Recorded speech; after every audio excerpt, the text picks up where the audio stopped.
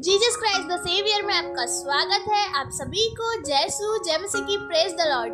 क्या आपकी चिंता आपका पीछा नहीं छोड़ रही? क्या आप तनाव और परेशानी के घेरे में हैं?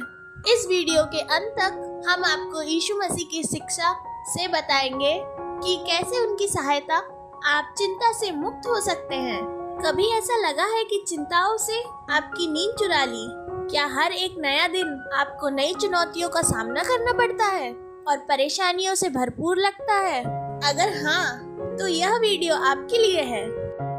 आज हम कुछ बाइबल के अंदर दिए गए शक्तिशाली वचनों के बारे में बात करेंगे जो आपकी चिंताओं को शक्ति और विश्वास में बदल सकती है। अंत तक देखिए क्योंकि यह वीडियो आपको जीवन की नई दिशा दिखा सकता है।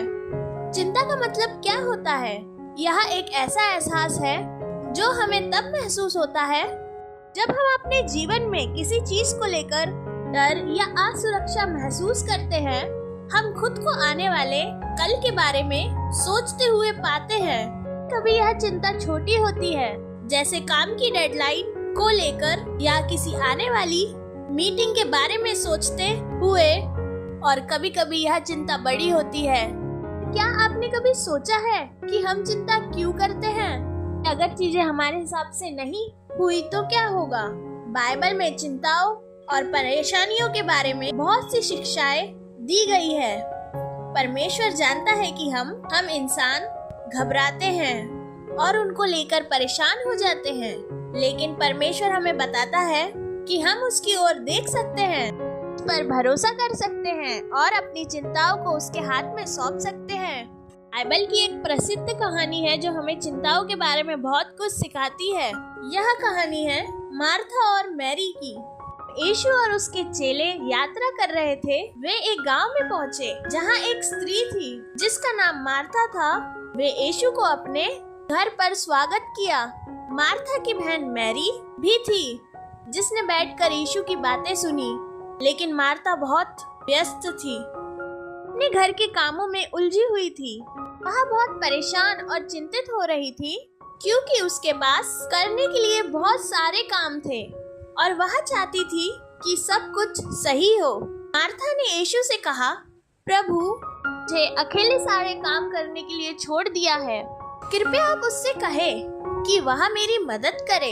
यीशु ने उसे प्यार से देखा और कहा, मार्था, तुम बहुत सारी चीजों को लेकर परेशान हो, लेकिन केवल एक चीज आवश्यक है। मैरी ने अच्छे भाग को चुना है और वह उससे कभी नहीं छीनेगा। इस कहानी में हम देख सकते हैं कि मार्था अपने कामों में उलझकर चिंता और परेशान हो गई थी। उसकी चिंता ने उसे यीशु की उपस्थिति से दूर कर दिया। वह चाहती थी कि सब कुछ परफेक्ट हो, लेकिन उसकी चिंता ने उसे असली शांति से दूर कर दिया। इस कहानी का यह मतलब नहीं है कि हमारे रोजमर्रा के काम महत्वपूर्ण नहीं है।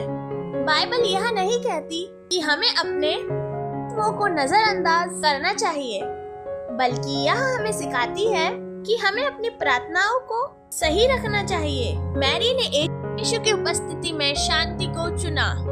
अब सोचिए, क्या आप भी अपने जीवन में कभी मार्था की तरह महसूस करते हैं? क्या आप भी छोटे छोटे कामों और समस्याओं में इतना उलझ जाते हैं आप अपने जीवन के असली उद्देश्य को भूल जाते हैं? क्या आप कभी अपने कामों में इतना व्यस्त हो जाते हैं? इस कहानी का यह मतलब नहीं है कि हमारे रोजमर्रा के काम महत्वपूर्ण नहीं है, वो को नजरअंदाज करना चाहिए, बल्कि यह हमें सिखाती है कि हमें अपनी प्रार्थनाओं को सही रखना चाहिए। मैरी ने यीशु के चरणों में बैठकर सही चीज चुनी। उसने अपनी चिंता और व्यस्तता को एक तरफ रखकर यीशु की उपस्थिति में शांति को चुना। अब सोचिए, क्या आप भी अपने जीवन में कभी मार्था की तरह महसूस करते हैं? क्या आप भी छोटे छोटे कामों और समस्याओं में इतना उलझ जाते हैं आप अपने जीवन के असली उद्देश्य को भूल जाते हैं? आप अपने कामों में इतने व्यस्त हो जाते हैं कि यीशु से बात करना ही भूल जाते हैं। हमारी चिंताएं अक्सर छोटी चिंताओं से शुरू होती है, लेकिन धीरे धीरे वह हमारे दिल और दिमाग को जकड़ लेती है। हम सोचते हैं, अगर मैं मैंने यह काम पूरा नहीं किया तो क्या होगा, अगर यह चीज गलत हो गई तो क्या होगा। यीशु हमें सिखाते हैं कि असली शांति तब मिलती है जब हम अपनी चिंताओं को एक तरफ रखकर उसकी ओर देखते हैं, जब हम उसे अपनी प्राथमिकता बनाते हैं। क्या आप भी मार्था की तरह अपने कामों में उलझे रहते हैं? क्या आप भी छोटे छोटे कामों में और चिंताओं में इतना फंस जाते हैं आप अपने दिल की असली शांति को भूल जाते हैं? अगर हाँ, तो अभी रुकिए, एक गहरी सांस लीजिए और यह महसूस कीजिए कि परमेश्वर आपके साथ है। आपकी चिंता और परेशानियों को वह जानता है। अगर आपको यह वीडियो प्रेरणादायक लगा हो तो अभी इस वीडियो को शेयर करें और हमारे channel Jesus Christ the saviour को सब्सक्राइब करें।